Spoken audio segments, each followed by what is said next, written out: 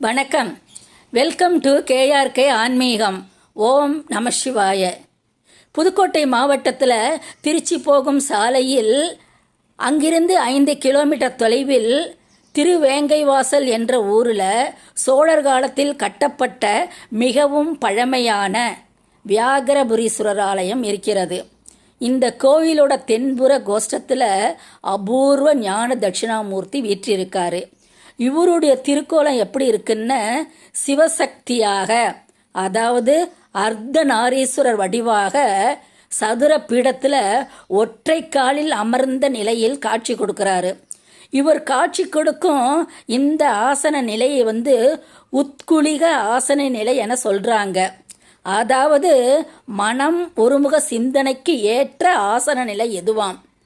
தொடர்ந்து வியாழக்கிழமைகளில் குரு ஹோரையில் இந்த மாதிரி இருக்கும் தட்சிணாமூர்த்தியை நாம் வழிபட்டு வந்தால் நம் உடலுக்கு ஏற்ற ஆற்றல் சக்தியும் நல்ல பலன்களும் கிடைக்குமா.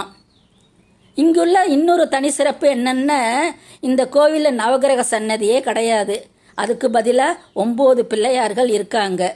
ஈசனோட மூலஸ்தானத்திற்கு எதிராக அவர் பார்வைப்படும்படி ஒரு பிள்ளையார் இருக்காரு.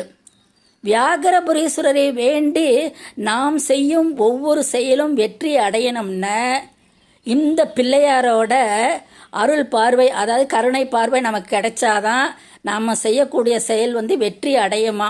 ஈசனை விட இந்த கணபதியோட பார்வைக்கு தான் பவர் அதிகமாக. பிடிச்சிருந்தால் லைக் பண்ணுங்கள்.